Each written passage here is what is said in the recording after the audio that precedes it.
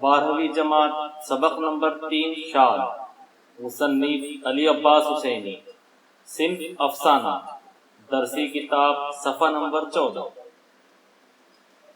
عزیز طلبہ، آج ہم جماعت 12ویں کے اردو کے سبق نمبر 3 شال کا مطالعہ کرنے والے ہیں۔ امید ہے آپ بغور دیکھیں گے اور اہم نکات کو اپنی بیاضوں میں لکھیں گے۔ تو چلیے شروع کرتے ہیں۔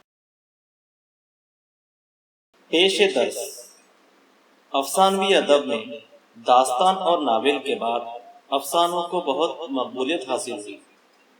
افسانہ ایک مختصر تحریر ہے جسے ایک ہی نشست میں پڑھا جا سکتا ہے۔ افسانہ زندگی کے کسی ایک پہلو کو اجاگر کرتا ہے یا کسی ایک واقعے کو اعجاز و اختصار کے ساتھ بیان کرتا ہے۔ فنی اعتبار سے افسانے میں ڈرامے کی طرح نقطۂ عروج یعنی کلائمیکس کی بڑی اہمیت ہے۔ ناول کے مقابلے میں افسانہ مختصر ہوتا ہے۔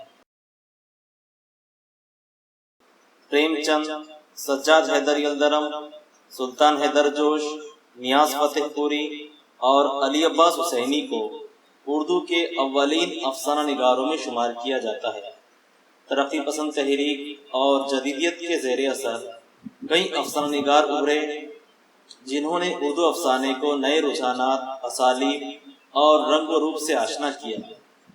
نئے افسانوں میں تکنیک کے تجربات نے افسانہ نگاری کو وسعت عطا کی۔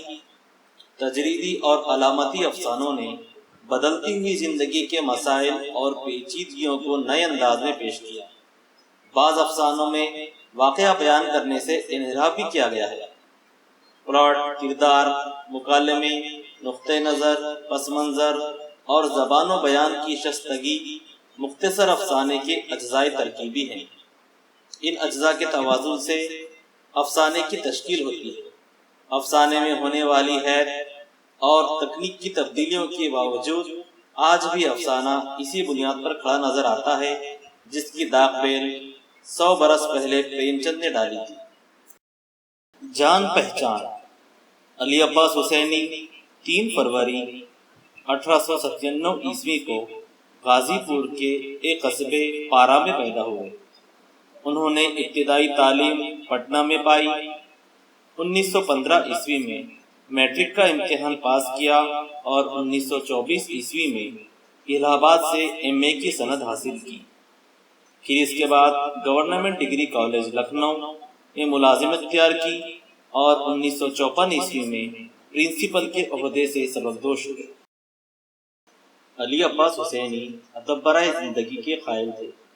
انہوں نے پریم چند کی طرح اپنی تخلیقات میں دیہی زندگی کی مؤثر عکاسی کی ہے۔ انہوں نے کسانوں کی معاشی بدحالی اور زمینداروں کے ظلم و ستم کو اپنی کہانیوں میں پیش کیا۔ اپنی تخلیقات کے ذریعے انہوں نے قومی یکجہتی اور انسانیت کا پیغام دیا۔ افسانوں کے علاوہ انہوں نے ناول، ڈرامے اور تنقیدی مضامین بھی لکھے۔ اردو ناول کی تاریخ اور تنقید ان کی اہم کتاب ہے۔ انہوں نے بعض افسانے بچوں کی نفسیات سے متعلق لکھے۔ پہلی کہانی پزمردہ کلیاں انہوں نے 1918 میں لکھی۔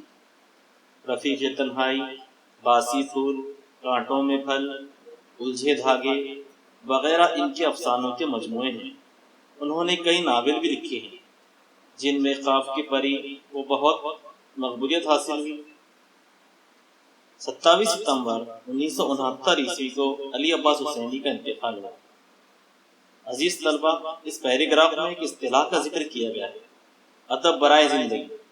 آگے بڑھنے سے قبل ہم اس اصطلاح کے متعلق معلومات حاصل کریں گے۔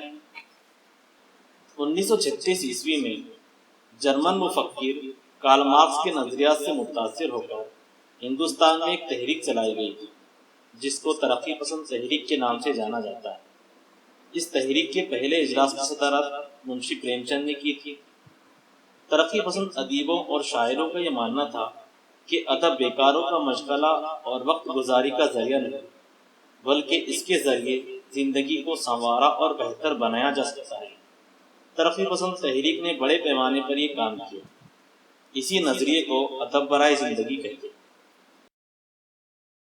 انسان کے لیے لازم ہے کہ ہمیشہ سچ بولے، جھوٹ بولنے سے انسان اعتبار کھو دیتا ہے، لیکن سچ بولنے کے آداب میں یہ بات بھی سمجھائی گئی ہے کہ سچی بات اسی طرح کہی جائے کہ بات کڑوی بھی ہو تو سننے والا اسے قبول کر لے۔ جھوٹ بولنے کو کبھی اچھا نہیں سمجھا گیا ہے، لیکن کبھی کبھی یوں بھی ہوتا ہے کہ انسان کسی فتنے یا شر کو رفع کرنے کے لیے نقصان نہ پہنچانے والی حقیقت کے برعکس بات کا سہارا لے لیتا ہے۔ اس افسانے کے مرکزی کردار کو ایسی ہی ایک صورتحال پیش آتی ہے۔ افسانے کا انجام بھی نہایت چونکا دینے والا ہے۔ اس افسانے میں علی عباس حسینی نے جا وجہ بھوجپوری الفاظ کا استعمال کیا ہے۔ بھوجپوری کی اصطلاح بہار کے قدیم ضلع بھوجپور سے نکلی ہے۔ اس ضلع کا نام راجہ بھوج نے رکھا تھا۔ لسانی خاندان کی سطح پر بھوجپوری ایک آریائی زبان ہے اور یہ بنیادی طور پر مغربی بہار اور مشرقی اتر پردیش کے خطے میں بولی جاتی ہے۔ بھوجپوری ہندی کی بولی یا ضمنی بولی ہے۔ بھوجپوری اپنے الفاظ کے لیے بنیادی طور پر سنسکرت اور ہندی پر انحصار کرتی ہے۔